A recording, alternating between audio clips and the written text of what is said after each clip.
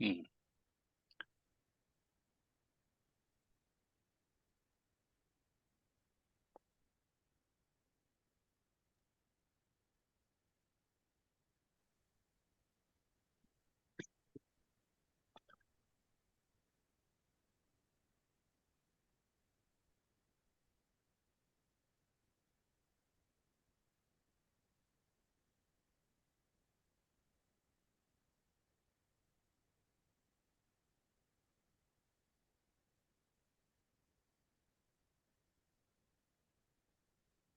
Hey, Jeanne.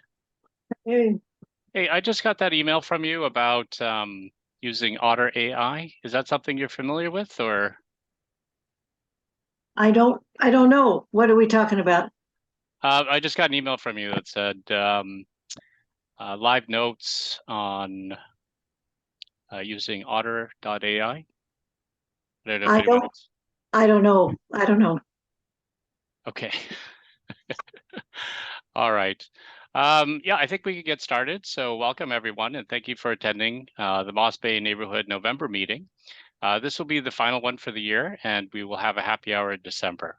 So tonight's agenda, relatively shorter compared to the last few we've had. So I'm targeting to be done by 8.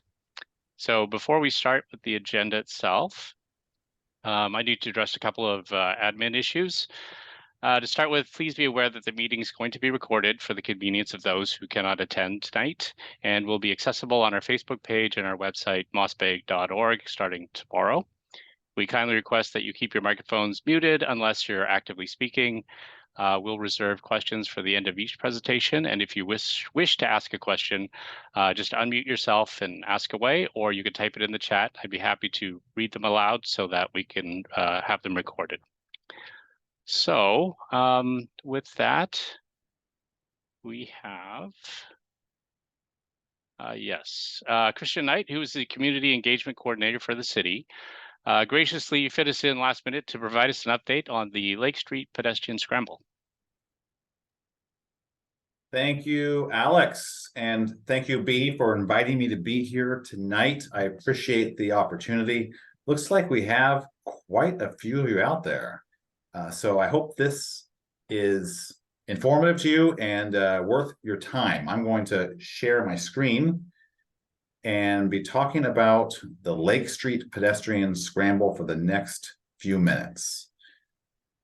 And I am sharing now. Okay, the Lake Street Pedestrian Scramble, you've all heard about it. You've all been anticipating it. I assume most of you are looking forward to it. And probably some of you were hoping that it would be nearly complete by now. That was the original schedule. But something happened back in May 16th of 2023. That was a significant day here in Kirkland, especially in downtown Kirkland. Does anybody remember what happened? I will jog your memory. It was a warm day, right in the middle of an unseasonably warm front. It was also a sad day because our suddenly beloved Kraken lost their 7th game in the, what was that, the second round of the Stanley Cup playoffs, and were out. But that is not what made May 16th so significant. What made May 16th so significant was a decision by your city council to delay for several months the start of construction for the Lake Street Pedestrian Scramble. They also decided to keep Park Lane open. And they made both of these decisions after receiving a tremendous amount of feedback from the community, mainly the business community of downtown. The result of that decision was to push the start of construction to March and to end it in August. And what that means now is that the 8 weeks of closure on the Kirkland Avenue and Lake Street intersection will start either near the end of March or the beginning of April and continue all the way through May or thereabouts within a week or so. Construction will likely end in August. So again, I'm just going to reiterate, that's 8 weeks of total vehicular closure on the Kirkland Avenue and Lake Street intersection. Pedestrians will have access during this period of time, but vehicles will not. Now, what's this all for? You guys have seen these images before, but it's nice to revisit and sort of imagine what the future will look like at that intersection. It's all to recreate this intersection in a more beautiful, more efficient, and most importantly, a more safe feature of downtown. This is what it will look like if you're looking north on Lake Street. This is what it will look like if you're looking east on Kirkland Avenue. Here's a perspective looking south down Lake Street. And here is a perspective looking west down Kirkland Avenue.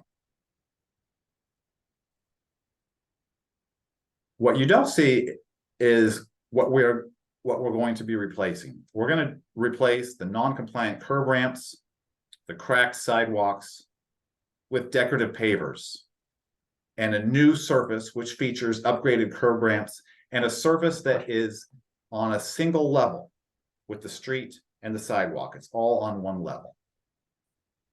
We're going to rebuild the failing stormwater system.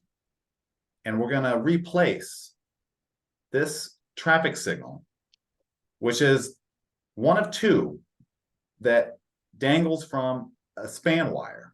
The other one's at Juanita Woodinville Way and Northeast 145th Street. And replace it with a new set of traffic signals that match the aesthetic of downtown. We're going to keep the trees. We're going to keep the historic clock. We're going to keep the flower pots, the wrap around the junction box, and the waste bins, of course. And while we're at it, we're going to add new benches and new bike racks. We're going to connect the waterfront to the downtown storefronts with these decals embedded into the surface that harken back to the days of the ferries. And we're also going to connect it aesthetically to Park Lane. Now, we've talked a lot about the aesthetics, and the aesthetics are going to be transformative. But the purpose, the fundamental purpose for this project is safety. At two different times, the transportation group of the City of Kirkland has analyzed this intersection, and they've found in both studies that the Lake Street and Kirkland Avenue intersection is actually one of the least safe intersections in downtown Kirkland. And it's also one of the intersections that has the most untapped potential. And that's why the 2001 Downtown Strategic Plan, all the way back 22 years ago, said we should be making that intersection more walkable with extended curb extensions and wider sidewalks. So that's the purpose.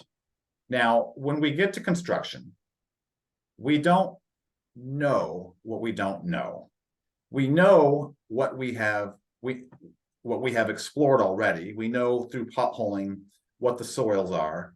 You know, we know some basic where the utilities are, but there's always the possibility of discovery when you dredge up an old surface and dig beneath the surface.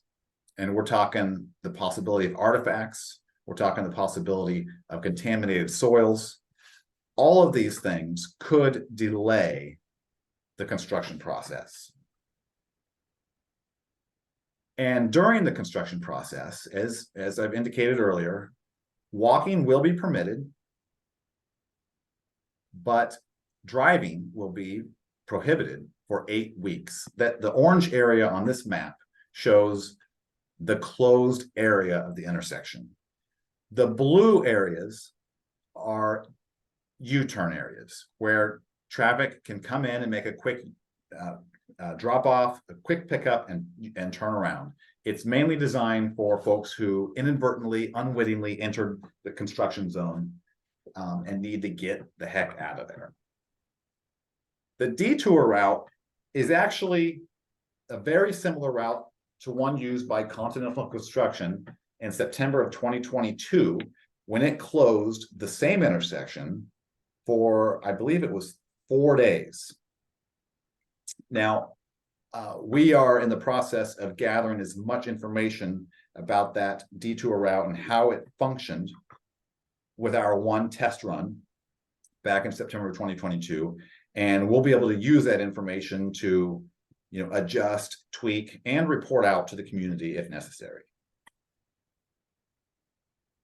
Regardless of all these solutions, micro solutions that we're pondering, construction is going to be tough on the local businesses. It's going to be hard on residents. But the city's position is if we look hard enough, if we think clever enough, we can find some micro solutions that help us get through it and realize this vision of a transformed Kirkland Avenue and Lake Street intersection. That is the end of the presentation. If there's any questions, I'd love to try to answer them. Great, thank you, Christian. Just make sure I'm not on mute. Yes, there is one from the chat. Let's see. What is happening with the fire hydrant and huge utility box on the bank corner? The utility box, we call it a junction box or utility box. Yeah, it will remain. And as indicated by one of the slides I showed, it will retain its historic wrap around it. So there's not really going to be much of a change there. I suppose there's a possibility that the location of it could change slightly, but I haven't heard anything about that, and I'm not anticipating that. Okay. And then B is asking, will there be any impact to vehicular traffic on Park Lane? That's a great question. It's a tough question. The answer is yes and no. Park Lane will be kept open during construction. That's one of the decisions that the council made, and that's much to the relief of a lot of folks. So Park Lane will be kept open, but at the same time, there will be no traffic entering Park Lane from the south, but there will be a heck of a lot of traffic we anticipate entering it from the north. I think the Park Lane will probably receive a significant influx of traffic, especially at the beginning of the 8-week closure, but that it will kind of normalize in the ensuing weeks. Okay. And I will say one thing I want to add is on top of the 8-week closure, the contract is going to allow the contractor, and this will be necessary, to close each of the 4 corners of the Kirkland Avenue and Lake Street intersection while it rebuilds the sidewalk area. And so each corner, one at a time, will be closed to pedestrians, but we will work with the contractor to create pedestrian detours and routes. So I just want to reiterate that we're not allowing the contractor to close all 4 corners at the same time, just one at a time, but each of those closures can last up to a week and a half. And those will be subsequent to, not at the same time, afterwards, after the 8-week vehicular closure to the driving area. Okay. Thanks. We have a question from Dan. He's wondering about the budget of this project and whether it could have been used for sensible pool project. Is this mostly an aesthetic issue? I didn't hear the last part of the question. Could it be used for what? Could it be used for a sensible pool project instead? And is this mostly an aesthetic issue you're addressing? Okay, it's sensible. I assume that's like an aquatic pool project. Is that what he's referring to?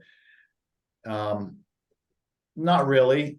We received a significant grant to help fund this project. Again, this project fundamentally, structurally, at its core, at its inception, and its justification is safety.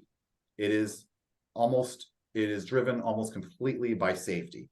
And the idea was, while we're at it, while we are transforming this intersection to make it safer for everybody, people who are walking, people who are driving, people who are riding a bicycle, we should take advantage of this opportunity to address some of these other ailments at the intersection. And those, as I demonstrated through the photos, include the non-compliant curb ramps, the cracked sidewalks, the uneven pavement, and the signal span, traffic signal, and an intersection that just doesn't accommodate the existing use of high pedestrian traffic and high vehicular traffic. Got it. Yeah, I have a question as well. Just wondering, since we're closing the intersection, will the city be taking advantage of that to do any other improvements on potentially adjacent roads, like on Kirkland Way or through the marina? The short answer is no. The Kirkland Avenue and Lake Street Pedestrian Scramble project has a scope that was defined by one of the maps I showed you. So to do that, we would have to create a whole new project. But like I said in the previous answer, we are taking advantage of this opportunity to improve the safety of the intersection, to also address a wide variety of other issues that have been ailing the intersection for decades now. Okay. Sorry, a message from Dan here. Didn't hear the taxpayer cost. So what was the budget? How much is taxpayer versus grant? Dan, it's a great question, and it's one I should know. I don't know it off the top of my head. I have known it at a time, and I will when I'm done speaking here, I'll find it and I'll put it in the chat for you. Okay. I think that that should do it.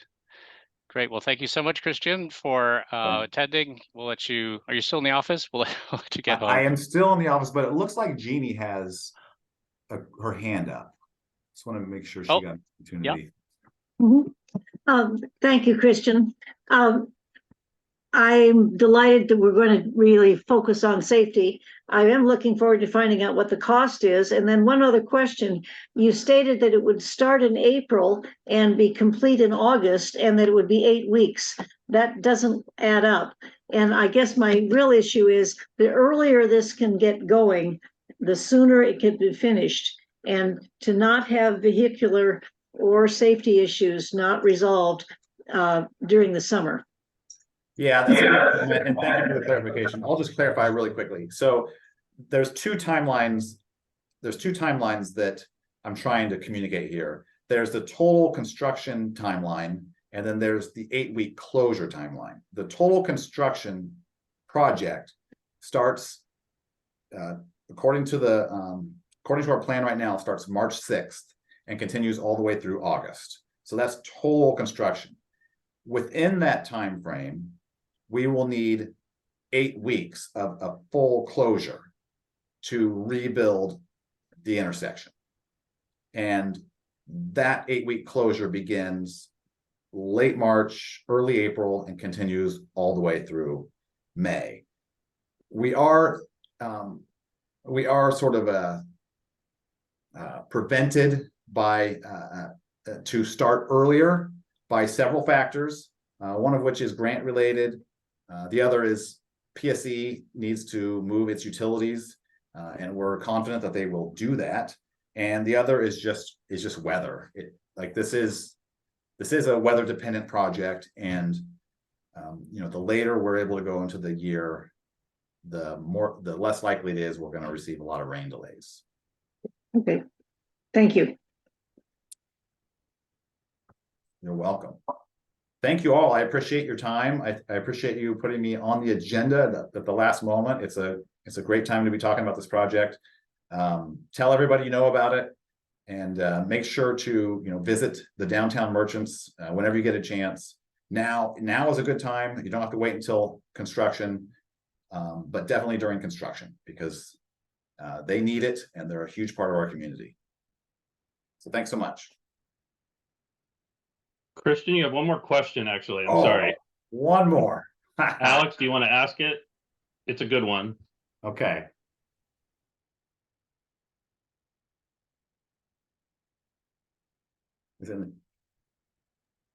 And I would try to answer it, but I don't know the answer. It's from Taylor. Oh, one last question. Okay, he says, "Hi, Christian. Sorry, one last question. I forgive you. I forgot to ask you this morning when we talked. Yes, since the bidding goes out next week for the job, how confident are you that the city will find a recipient for the job? And could that delay it further?" Oh, that's a great question. And that really gets into the weeds of capital construction. I am confident. The engineers around here are confident we're going to get more than one bid. We're going to get several good bids. This is a pretty appealing project to build. And but you raise a really good point that sometimes sort of gets forgotten when we talk about all the impacts of construction, and that is that capital construction is, it's an environment of multiple trade-offs. The easier we make it on businesses and residents generally means the harder we make it on the contractors and the workers to actually do the job, and vice versa. And so, the people who are managing the project have to figure out where the balance point is, where it can attract competent contractors and workers to actually implement the design, but also, maintain the sanity and the health of the residents and the downtown merchants. And that's the art of capital construction right there. Okay, I think that's it. Thank you so much, Christian. All right, thank you. And I just wanted to welcome Councilmember Neil Black to the meeting. Did you want to say hello? I'm really just here to listen and to try to answer people's questions in the chat. But yes, hello, everyone. It's great seeing the level of engagement at your meeting. So, and I did mention in the chat at the beginning, I'm trying to hit your meeting and also Juanita's, which is also tonight. So I may drop off without notice. If I do, it's because I'm trying to catch up with your neighbors in Juanita. All right, great. Thanks for joining us. Okay, next on the agenda, we have the board election and survey results. So I want to extend my gratitude to everyone who actively participated and cast their votes this year. So now I'm pleased to announce the officially confirmed board of directors. Notably, we welcome two new members, Sue Contreras and Taylor Oiness. Extend my congratulations to them and express appreciation for the willingness to serve our community. So I would like them to briefly introduce themselves to the group, starting with Sue. Hi, everyone. I'm kind of new to the Moss Bay neighborhood. We've only lived in our condo for 3.5 years, but I'm looking forward to getting involved with all of you and in this great neighborhood. So thank you. And yeah, I look forward to it. Great, welcome. Taylor? You're muted. Taylor, you're muted. Oh, my bad. Thank you, Sue. Hi, I'm Taylor. I've lived on Lake Street for now 5.5 years, and me, my twin, and my mom have operated Ivy on Park Lane. We're coming up on our 10th year in May. So yeah, I'm really excited to get more involved in the community and appreciate it and looking forward to it. Great, thanks, welcome. Okay, so on with the survey here. So I'm just going to go over these questions and what the results were pretty quickly here. Any questions that you have, feel free to just email contact@mossbay.org. So first off, the first question that we asked is, would you prefer future neighborhood meetings be in person or online? And here we have 45% prefer online, 40% in person, and 15% other. Other comments were fill-in, which were either combination, hybrid, or mentioning both. So this is a little bit different than what we had when we ran the survey last year, where it was, I think, about 60% that preferred online. So I think things are shifting a little bit. Next question was trying to get into the idea of the hybrid, and if there was an option, how would people attend the meeting? 40% in person and 60% online. So if we net out those two questions, we have a net of 46 prefer in person and 54% prefer online. So that's one of the things that the board will be discussing about how do we potentially do some in-person meetings as well. Okay, so next we're looking for, what are some of the things that the neighborhood is interested in terms of these meetings. And here we have a sort of ranked order of interest. The top of the list were new projects and real estate developments, forum discussion, city issues like we had last meeting on the ballot measure, and city services. Towards the bottom, actually, social gatherings, for example, our happy hours, and city commission updates. Okay, next we had a new question about the satisfaction the neighborhood is feeling about the city and its amenities. So at the top of the list with 90% satisfaction is safety, and coming after that is parks and then walkability. At the bottom, we have transportation at only 51%, sense of community at 67%. So what I think is a little bit interesting, or what I found interesting, was the sense of community 67, relatively low, but at the same time, there wasn't a huge interest in terms of the social gatherings. Although if we note, this is a scale of 1 to 5, so 3.4 is still, a significant or a good amount of interest in social gatherings. So we'll talk amongst the board, see what we can do about that as well. Okay, with that, next up we have the election update, and Bea is going to run us through here the latest. Hello, everybody. So not much to report here that's news. Probably you've seen most of what you see on your screen. You've seen already on the King County or the Secretary of State's website. But first of all, in position number 2, Kelly Curtis was reelected to City Council. In position number 4, the incumbent Toby trailed John Timsison by about 900 votes. And Toby has conceded the election to John. So we'll have a new council member with John Timsison. And if you haven't met John, he is a longstanding member of the Kirkland Planning Commission and a former chair of the Planning Commission. For position number 6, Amy Falcone was reelected.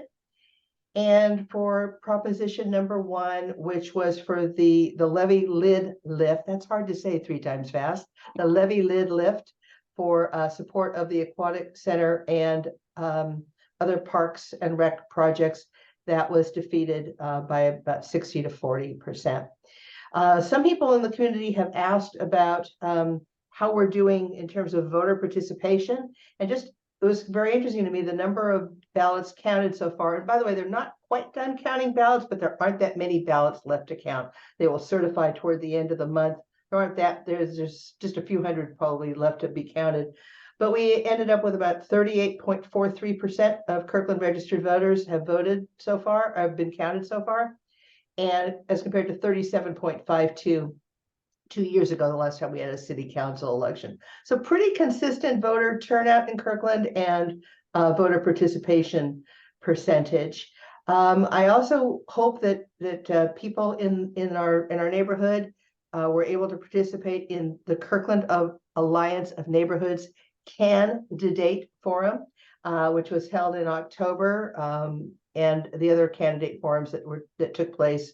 I think those were very well run. Some of our neighborhoods ran them. Kirkland Alliance of Neighborhoods ran a forum. I thought those were all very interesting, and people got a good chance to hear from the candidates. Looks like somebody's posted a question in the chat. It's not that's not my question. Any questions for anybody about the election? All right, hearing none, I think I'm good. Thanks, everybody. Okay, thanks, Bea. Next up, we have Lieutenant Troy Knopfler from the Kirkland Police Department. He's going to give us an update on public safety developments and concerns that he's seeing this year. Hi, everybody. This is great participation you have at this meeting. It's fantastic. I'd like to introduce myself. For those of you who don't know me, I'm Lieutenant Troy Knopfler. I've been with the Kirkland Police Department for 25 years. I've been around a little while. My time here, I spent most of my time with my career on the patrol division. And my first few years as a patrol officer, I spent 9 years as a patrol supervisor, a short period of time as a detective supervisor. My last 5 years, I was the training sergeant. I've been heavily involved in training in the department in most of my career. I've been a fire instructor, an evac instructor, less lethal training unit instructor. I was also the cadre head of all three of those units at some point. I was in charge of the community services unit at one point, and our school resource officer program. And that also included our Explorer program, which was fantastic. And then I was recently promoted a year and a half ago to the position of lieutenant. And again, I'm back over the operations division. So the patrol division, again, I've been here for the last year and a half. So I'm sure there's a bunch of other stuff in there I forgot about, but anyway, that's me.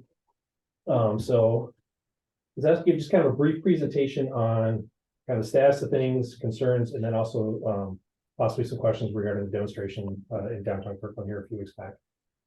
So I'll start off with trying to share my screen here if I can.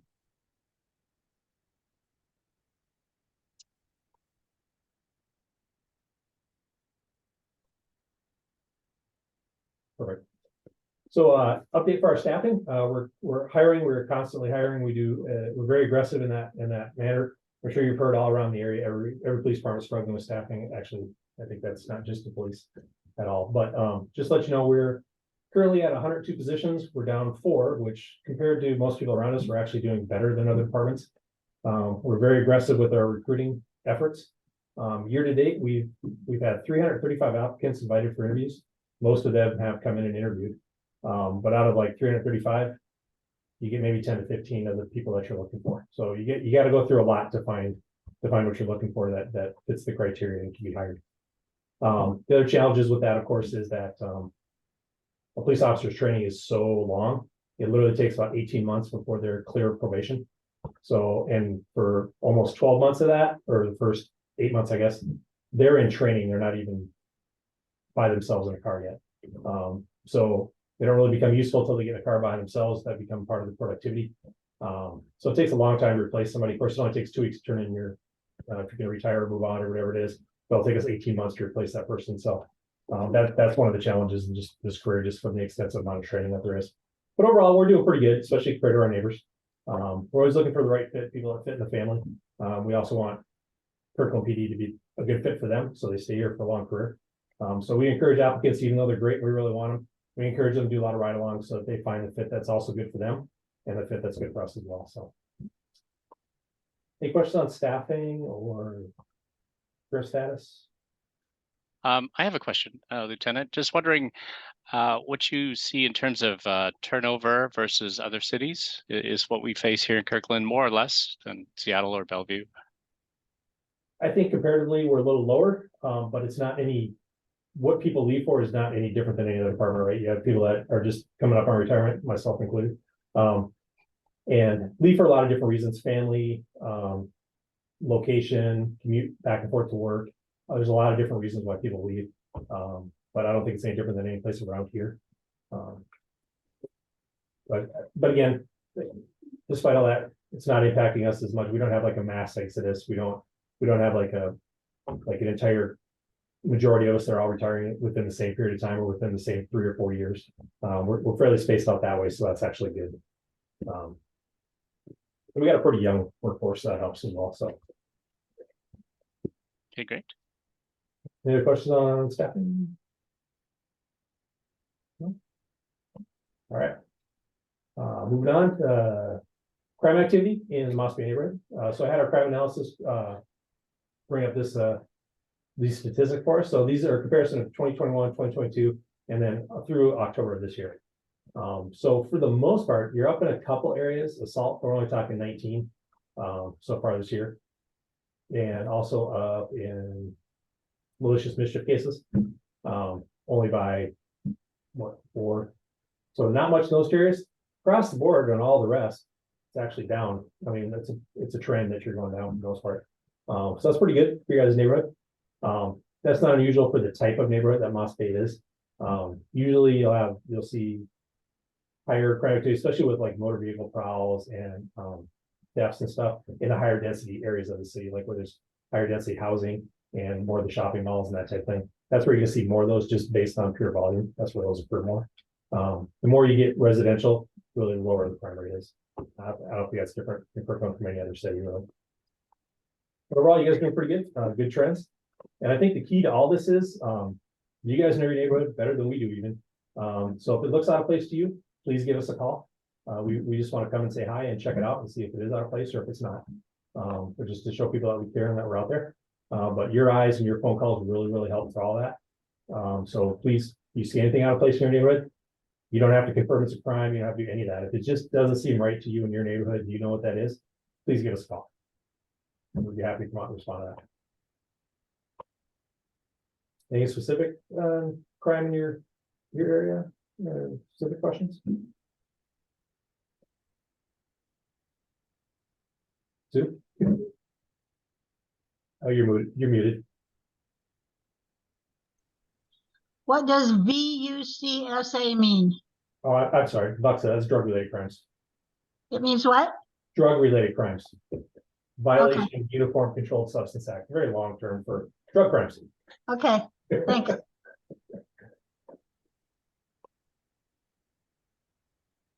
Any other questions about activity in your neighborhood? And then also on the city website, under the police department part, there's an interactive website in there that you can use you can look at all these statistics yourself. You can bring them up. You can select by area. You can select by crime type. Some of the things that it's very interactive. It's easy to use. What you'll find is a lot of people that commit crimes in Kirkland don't live in Kirkland. They come from other areas. But that's, if you get an opportunity to check that out, if you're curious about it, please do. Please go check it out. If you have any questions about it, please give me a call. Be more than happy to answer anything about it. But it's really neat. You can just log on and kind of see what's going on in your neighborhood and what it is. It's a neat diagram of what's going on, where and when and how much that activity is going on. So quick question in terms of potential seasonality of crime. Do we typically see more happening around the holidays? Like, would we see them bump up to, like, I see that they've dropped so far, but it's only till October, right? So then by the end of the year, will we be at the same level as we were last year, you think, or? I think we will. It doesn't change significantly in certain areas. You get a few more car prowls because there are gifts and cars and things like that over the holidays, people shopping. But again, that's in the shopping districts where it's already a little bit higher. You get a little bit of that, and then of course there's family emotions over the holidays, right? So there's a little more domestic stuff comes up a little bit more during the holidays. But outside of that, it doesn't really change by that season so much. Okay. And then obviously summer you get more alcohol related crimes, right? And all of that involved just because it's summer and it's nice and we have a waterfront city. So there's a question from Carolyn. Could you comment on the usefulness of security cameras in homes and in homes and multifamily buildings? Absolutely. So like the ring cameras, I think is what we're talking about. Those are fantastic. I can't tell you how many leads that we have gotten from people that had nothing to do with the crime. It's just that the suspects happened to go past their house when they were leaving. And it gives us a good picture of the car or the suspect, tells us the direction they went. We actually tracked suspects leaving an entire area by just going door to door and watching the ring cameras. And we just literally were able to track how they left the area, what roads they took, and what directions they went leaving the area. So it becomes really, really helpful. And all our officers on their phone have a link. If they knock on your door and you have some ring phone evidence on a video, it's super easy. They just send you a link and you just download that video to that link and that's it. And then we have it. It's our evidence and it's in our files and we can work with that. So those are fantastic. I highly recommend them. But everybody's own choice on that, of course. Question from Jeanne. Question is, what type of activities or plans do you have for crime prevention? crime prevention. So what we do is our neighborhood resources reaches out to communities and talks about just the basics in general on how to protect yourself. And we usually put out flyers and suggestions on Twitter, like when we had the catalytic converter thefts. We set out suggestions, we set up workshops to have those serialized to try and prevent and deter that type of crime. And then also from Prop 1 funds a while back, we created our PROAC unit, which is a plainclothes officer unit. So they go out and they do surveillance, they reach outside of our city, they're not really bound by the boundaries of our city at all. They can follow the criminal where the crime originated in Kirkland, but most people aren't from Kirkland that do those crimes. They're able to expand outside our city limits to track them, follow them, build their cases up, and then arrest and prosecute them. The answer, are we looking for something a little more specific, Jeanne? No, that's Okay. fine. Okay, we have a couple more questions in the chat for you. Taylor asked, do you have an update on the shooting at Houghton Beach in the summer? Were they local? Are there plans for more patrols around that area? So we already have extra patrols going on in those areas. And that's been a focus for us all summer long. As far as an update, I believe they arrested 4 out of the 5 people they identified related to that within the first couple of weeks. I don't know where that case is sitting for prosecution in that final piece, but I know arrests were made fairly soon after the incident occurred. And like I said, we do extra patrols downtown.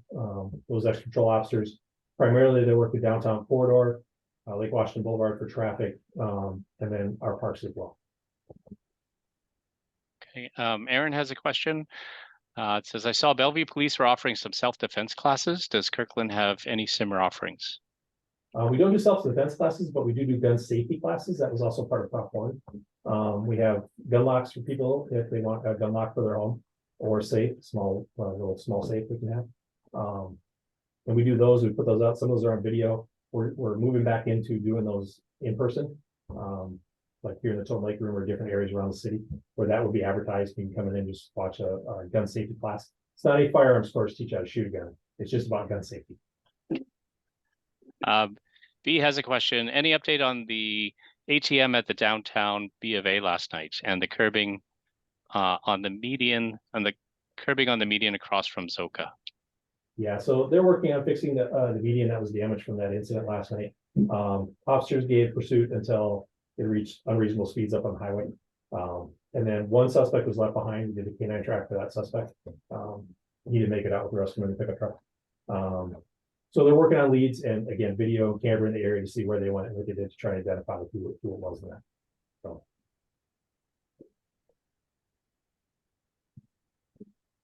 Okay, I think we're good to keep going. Demonstration downtown Kirkland. Probably a lot of questions on this. I'll just give a brief overview and then open it up for questions on this. So Kirkland Police Department was notified Thursday evening of this event to occur on that Sunday. So not a whole lot of time for us to plan for it. We put together an operations plan and a specific detail for that event downtown. We didn't have any counter protest information that we found. Obviously a counter protest group did show up. So we had dedicated officers to the event. We did research and background, kind of scrubbing social media sites to kind of see what kind of interest is in this. If there's anything out there for counter protest. We weren't finding anything prior to the event. On the day of, when it got started, counter protest group showed up and almost instantly those two groups collided, basically. Big arguments, and they started off on each other's side of the street, but real quickly emotions were high given all the events that had just occurred. And there was verbal and physical disturbance that came together in the middle of the street. Officers responded, the dedicated officer to this event, and then patrol officers responded to assist with that. They pretty quickly established a line between the groups and got them separated. And then once they got that level of control, from that point on for the next, that took like the first 30 minutes. From that point on, for the next 2.5 hours, they worked to de-escalate both groups and try to bring it to a resolution and have it all dispersed at the end of it. That took a while, a little bit of negotiation with organizers on both sides. But eventually officers were able to work out a compromise between the two groups. And at the end of it, they self-dispersed without any further problems. When it was all said and done, there were 2 reported assaults and 1 malicious mischief. The 2 reported assaults are still under investigation, trying to identify the suspects in that. And the malicious mischief, that suspect's already been identified and has been charged in those reports. Sorry, specifically, what does that mean? The mischief Oh, the damaged property. damage property. One person on the group walked across the street, took a flag from another person on the opposite side, and basically cut it up and tore it up. Oh, I see. Okay, Damaged personal property. got it. As you imagine, there's a few questions. The most common one I hear is, don't they have to have a permit for this, and why would the city give a permit for this type of event? Just understand, no, they are not required to have a permit. This is a First Amendment right. They don't have to they don't have to get a permit to express their First Amendment rights. And we're required by law and the Constitution to protect them, their First Amendment rights as well. So we try to work with organizers, try to establish protocols, but ultimately they're able to do that. They're able to express their First Amendment. And our role in this is to keep the peace and protect everybody's right to do that. With this event, with the two groups showing up across the street from each other, all that was an argument that eventually turned physical to some degree. And then we worked to de-escalate it by separating them. And then we actually tried to visually limit their view of each other. So we started by having police cars in the middle. Then we actually commandeered 2 Metro buses and put those in the middle. Again, just to try and take away that visual. This is all de-escalation tactics. Take away that visual between the two, I would continue to work with them for a solution.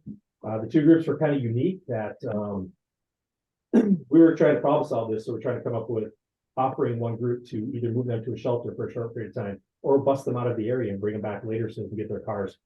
It was funny because one group would say, well, we don't feel we should have to leave. So if they don't have to leave, then we don't want to leave. So we had to find a solution that they were both okay with and they both felt like they were equally treated in that.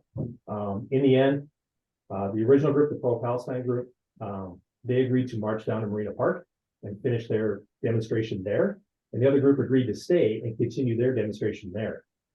Once we finally got them to do that, which took closer to the end of this, literally once they separated physically, it was pretty much over. The counter protest group that showed up self-dispersed and they all went away shortly thereafter. And the pro-Palestinian group that went down to Marina Park, they did a short presentation down there and then they came back to where they originally started at Central and 3rd, and then they dispersed from it. And that was the end of the event. How long was the entire, the entire event or whatever? I mean, from when they first started and when you first noticed there was conflict to the complete de-escalation? The conflict started basically as soon as it started. The whole event took about 3 hours before everybody left, and then the police started clearing out.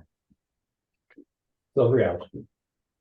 The original group that told us they were going to do that, they were going to be there for 2 hours anyway. So this didn't really actually extend much farther past what it was anticipated to, which was good. Got it. Great. Thank you for that update. Any questions for the lieutenant?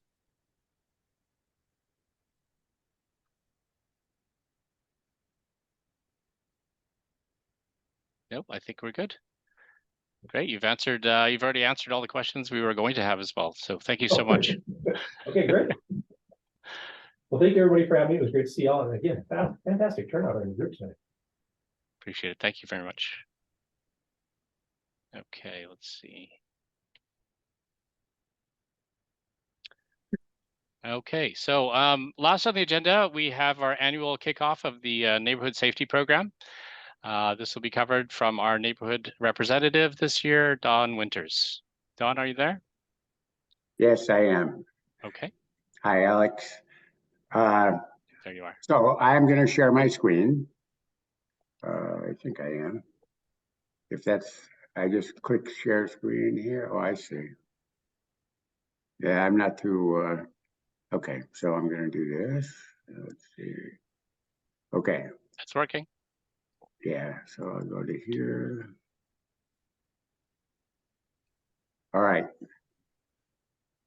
So for some reason, these thumbnails, okay, I can kind of pull them as a way, but I don't know why I can't get rid of them. So I am once again in 2024, I am the Moss Bay Neighborhood Safety Program Coordinator. And so I will go through a few slides here about the safety program. Basically, the safety program is a way for our neighborhood to address pedestrian and bicycle safety issues in our neighborhood by making project suggestions of improvements to the city's infrastructure. And the cost of these projects can be up to $75,000. So that's the limit. And we suggest, one or two, we whittle it down to one or two, or maybe even a couple more projects, and they're evaluated. And of the 10 neighborhood cities, the top 3 get funded. So it's kind of a competition to get into the top 3 and get your project funded. So these are the type of projects that can be suggested. And so I'll just briefly touch on a few of these. Bike lanes is one. Some streets already have bike lanes. I think in order for a bike lane to get approved, it would have to be kind of a missing link type of thing, because a long bike lane would go over to $75,000, I'm pretty sure anyway. So crosswalks, a new crosswalk, crosswalk ramps, ADA ramps, most of those have already been done, I think, or crosswalk islands. And one project that's been very popular, in fact, was our project last year, both of our suggestions last year, was rapid flashing beacons, which are now no longer eligible because of the cost, and we'll see that later on. Then intersection improvements, bump outs, traffic calming. Among these traffic calming is radar signs, which is a popular one. There already are a couple in Moss Bay, one on Kirkland Way as you are westbound approaching the Cross Kirkland Corridor Bridge, and another one on Lake Washington Boulevard. Oh, that one, Lake Washington Boulevard has one, but I think it's out of Moss Bay. So I think we actually only have one that I know of, the one on Kirkland Way. So that could be a suggestion. One thing to keep in mind is we need suggestions. We really only have one concrete suggestion so far, and we have to have our suggestions in by December 1st. So keep in mind that, try to think of suggestions as we go along here.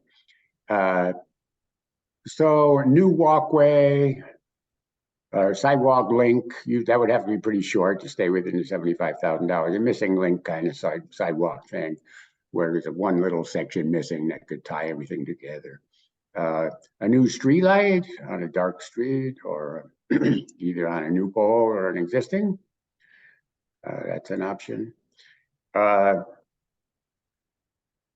The improvements are restricted to city property, so that's city right of way or parks. And trying to drag these things out of the way here.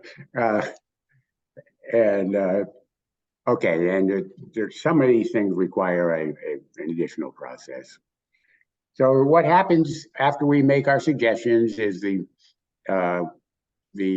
our suggestions are evaluated, and there's a total of 200 points, and the city staff scores them on technical issues, cost, and all kinds of parameters they use, 0 to 100 points.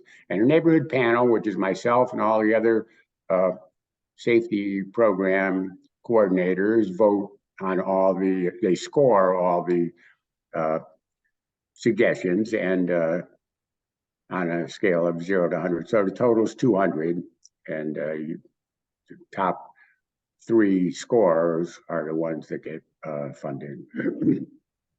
So here's a timeline. The most important one right now is this December 1st, when we have to have our project ideas in. And so far, we really only have one. So if anybody has any ideas along the parameters of the suggestions we showed you there, you can let us know by emailing Alex, contact@mossbay.org. So you can see the rest of the steps there, and the project will be approved in March. The winning projects will be announced in March, let's put it that way. And then it takes about a year for the project to be built, and sometimes more, as we'll see. Okay, so this is last year. The red arrow shows our project, which was the rapid flashing beacon at Lake Street South and 10th Avenue South. That's in front of Aegis Living. And it scored 122 points out of 200, came in second of all the projects. It was probably about 10, probably 15 or more, 15 or 20 projects, and ours came in second. And one thing you can see there is the astronomical cost of this project, the $240,000. And one was and another one that was approved was even more than that, $320,000, because it had 3 poles with rapid flashing beacons instead of 2. So that's why they eliminated rapid flashing beacons. They're just too expensive for this program when the maximum is supposed to be $75,000. Okay, so this is our project that won last year. This will be built, should be built within 6 months now, so we'll see how that goes.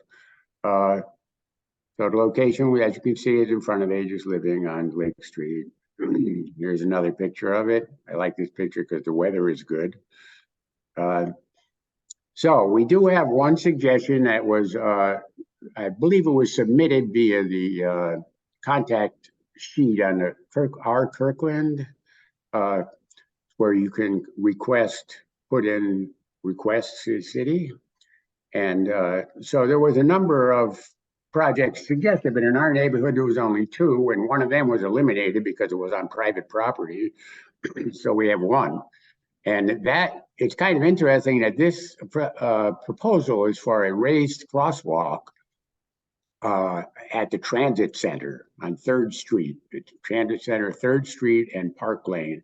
There is an existing crosswalk with flashing lights embedded in the street. And this project would raise that crosswalk up to the sidewalk level. And just like the raised intersection that the Scramble is, the Scramble is called a raised intersection. This would be a raised crosswalk. The same idea, but you're just raising the crosswalk itself, not the entire intersection. And then they mark it with these big arrows, which I think is a great idea. I've seen other places where they mark them, but not with big bold arrows like that, which make it much more visible. So you can see 3 reasons there, but basically it's just a safety issue that you have a speed hump and it will slow cars down and just makes everything more visible. So that intersection, here's a picture I took this morning. This already has flashing lights, but they're not the beacons. They're embedded in the street. That's the old style crosswalk flashing lights that the city used for a few years, and they kept malfunctioning, and they finally got rid of that idea and started using the ones on the poles, the rapid flashing beacons. So something would have to be done with those, which could complicate the project and add to the cost. So I was a little worried about that. Here's the other direction, and looking from Park Lane onto Peter Kirk Park, you see Lee Johnson baseball field, and you can see 2 people using a crosswalk. One is using a phone, and the other one's jaywalking well away from the crosswalk. So maybe the pedestrians themselves are the problem. In my walk, I decided to take a picture of the crosswalk at 2nd Place, I believe it is, and Central Way. And this was a Moss Bay project that was approved, I think, in 2019. I'm not sure which year, but it was at least 3 years ago this was approved. And it finally got finished within the last 6 months. And you can see that it's flashing beacons on the crosswalk, across Central Way. And not only are there beacons on each post on each side of the street, but also 3 overhead beacons. So that type of project would never get approved now. It'd just be too expensive. So that's it. And we need ideas, is the take home here. So if you have an idea, email them to us at contact@mossbay.org. We have to have our ideas in by December 1st. Great. Thank you so much, Don. There are a couple of potential ideas in the chat.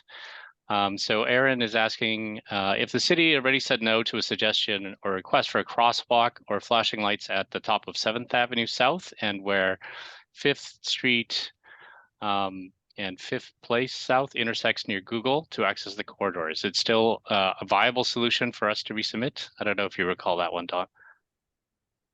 On 7th Avenue South and 5th Street South, or where? Yeah, 7th Avenue South and 5th Street. Okay, that I don't, one of the, well, rapid flashing beacons, we can't suggest those. Right. So we're just looking for a crosswalk, is that right? Crosswalk. Oh, yeah. The city didn't want to put it in there because it's too close to that curve in the road there. And they didn't want to have a crosswalk where someone could come around the curve and, you know, there'd be a pedestrian and a crosswalk right in front of them. They thought that was too dangerous. So unless we could revisit that, the answer from the city was no. I know that. So Aaron's next question, the follow-on is, what other options do we have for improving that dangerous blind corner where people are frequently crossing? Yeah, that's a good question. Can we do one of those speed signs or something like that? I don't know if that's really a good location. One thing about that, the suggestions have to impact a large number of people to get a good score from the city. So they don't want to fund expensive projects where only a few people are using it. And that kind of would be the case here. Yeah, I don't know really. There's not a sidewalk there. Really, is another problem. Right. There's not a sidewalk on 5th Street, so it's extremely dangerous. But I don't know what the solution is. The street's just too narrow. There's no sidewalk and no crosswalk. So if they ever redevelop the Gemco parcel, which Google was trying to buy that, Google's developer SRM was trying to buy that, and but I think it's way on the back burner now. So that could possibly be opened up. They could, you know, reconfigure a lot of stuff then.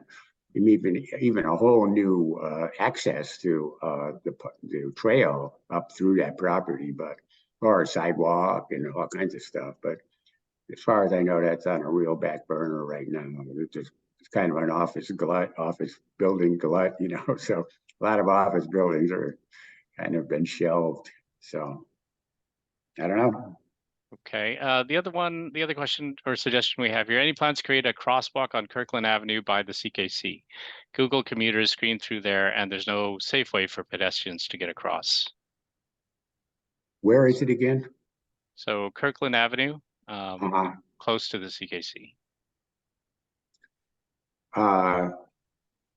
It's probably Kirkland Avenue or Kirkland Way. Kirkland Avenue, there is a sidewalk that goes right up to the trail. So they might be talking about Kirkland Way, which is the one that goes under the bridge. There is an access there, a staircase that it's not right on Kirkland Way, but you can walk down the trail there a little ways and so access a staircase. No, Aletha is saying it's Kirkland Avenue, the other side of the street. I'm getting across Kirkland Avenue. There's one side has a sidewalk all the way down. I walk that just about every day. So okay, here The clarification: south side. North side of the street can't get to the CKC. Oh yeah, okay. Yeah, there'd have to be a crosswalk somewhere. That's right. Solution to that. Well, they could put in a suggestion for a neighborhood safety program. Yep, that's what we're doing here. And that also mentions that kids cross there for school as well. So yeah, crosswalk potentially would be a good suggestion for us to include. Yeah. Okay, we have a question here from Aaron. What about a mirror added for cars and pedestrians awareness on the corner? Oh, so that's the same corner we're talking about. Is one of those mirrors potentially in the scope of the program? A mirror that does what? Oh, so you could see the cars coming around the corner. I don't think the city installs those, but we could check on that. I have never seen the city install a mirror. I don't think they do that. Okay. And it wasn't on the list. Yeah. But we could try it. I mean, we could ask about it. I will ask about it. I'll talk to Don Robinson, our contact with the city, and we'll see what if mirrors are allowed. Okay. So yeah, thank you everyone for those suggestions here. And once again, any other suggestions, just free to mail them to contact@mossbay.org. We do have another question from Art. Whatever happened to the painting a mural on the cement wall on the east side of Lake Street, just south of Kirkland Avenue? So yeah, originally I think it was scheduled to have been completed in September or something like that. I don't have any updates beyond that. I don't know, Sue, have you been in touch at all with Austin on? No, but I can call him and ask him. Okay. Okay. Yeah. Sounds good. I saw that it was there was actually supposed to be the painting party or whatever, September 22nd or 3rd or something. That's right. It just didn't happen or what? Nobody knows? I'll call him and find out. Okay. Okay, great. So with that, I think that was the last item on our agenda. Thank you everyone for attending this evening. And we just want to announce our next happy hour is going to be December 11th. We'll release details maybe in a week or two. And our next meeting will not be till next year, January 8th. So wishing everyone a safe and happy holidays. Thanks again. Bye, everybody. Bye-bye.